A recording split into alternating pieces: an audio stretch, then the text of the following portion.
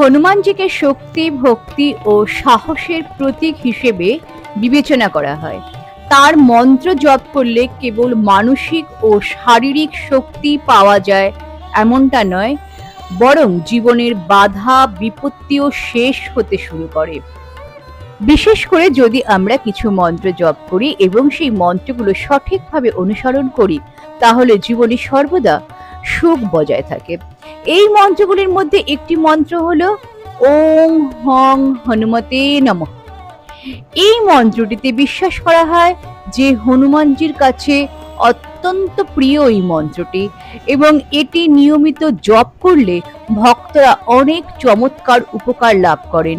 এই মন্ত্রটি কেবলমাত্র নেতিবাচক শক্তি দূর করে না, বরং একজন ব্যক্তির আত্মবিশ্বাস, সাহস ও আধ্যাত্মিক শক্তিকেও বৃদ্ধি করে থাকে। এই মন্ত্রটি নিয়মিত জপ করলে মনে শান্তি আসে, জীবনে বাধাগুলো ধীরে ধীরে দূর হতে শুরু করে এবং ব্যক্তি সাফল্যের দিকে এগিয়ে যাওয়ার পথ পায়। এই মন্ত্র জপ করলে হনুমানজির কৃপায় ভয়, শত্রুর বাধা এবং নেতিবাচকতা দূর হয়। আজ দ্বিতীয় বড় মঙ্গল। আমি আজকের দিনেও হনুমানজির বিশেষ পুজো করেছি। এই দিন আমি ভগবান রাম ও সীতার সাথে হনুমানজির একটি চিত্রপট নিয়েছি। তাতে আমি প্রথমেই গঙ্গা জল দিয়ে ভালো করে পরিষ্কার করে নিয়েছি।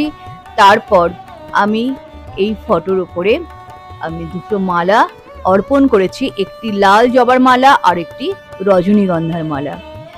তারপর আমি একটি তামার পাত্রে জল রেখেছি এবং 7টা কলা ভগবান হনুমানজির উদ্দেশ্যে নিবেদন করেছি এবং গুড়, চানা আর অমৃতি ও বুন্দির লাড্ডুও নিবেদন করেছি। আমি 11 বার হনুমান চালিসা পাঠ করেছি, তাই গুনে গুনে 11টা আলাদা করে আমি জবা ফুল রেখে দিয়েছিলাম এবং তারপর পুজোর পর সেগুলি আমি হনুমানজির শ্রীচরণে অর্পণ করেছি। এবং আজকের আমি একটি ঘিয়ের প্রদীপ জ্বালিয়ে দিয়েছি। সেই ঘিয়ের প্রদীপটা দেখুন জ্বলছে এখনো পর্যন্ত, কারণ আমি 7 বার হনুমান চালিসা পড়েছি এবং তারপর বজরং বান পাঠ করেছি।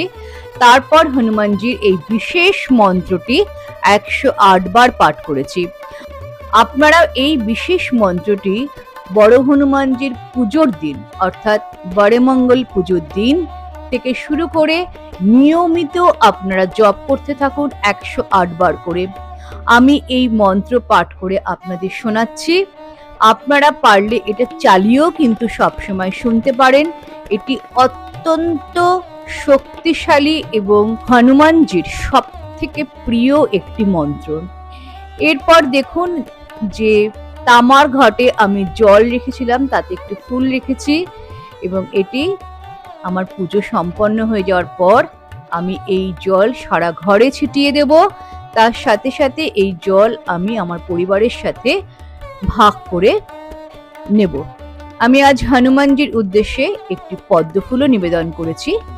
কর্পূরের সাথে 3টি ফুলযুক্ত লবঙ্গ মিলিয়ে অবশ্যই হনুমানজির আরতি করতে হয় এবং বড় মঙ্গলবার দিন তো অবশ্যই করবেন। কর্পূর বাড়ির নেতিবাচকতা সম্পূর্ণভাবে দূর করে এবং এটি দিয়ে আরতি করলে পরে হনুমানজি অত্যন্ত সন্তুষ্ট হন, সাথে সাথে আপনার সকল গৃহদেবতারাও কিন্তু খুব খুশি হন।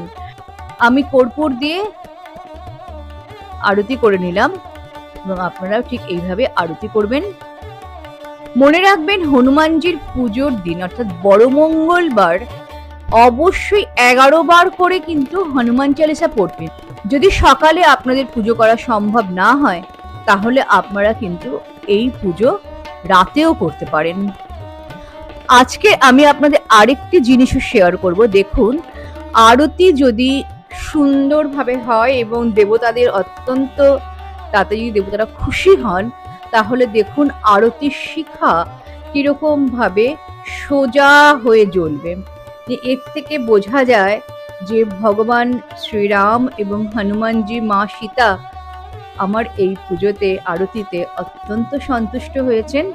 দেখুন আরতির শিখাটা কত লম্বা হয়ে জ্বলছে এবং অনেকক্ষণ ধরে জ্বলছিল।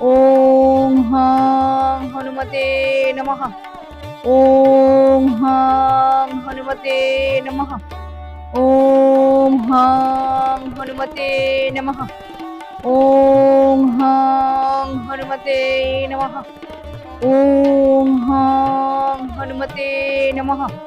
ওং হাং হনুমতে নমঃ। ওং হাং হনুমতে নমঃ। ওং হাং হনুমতে নমঃ।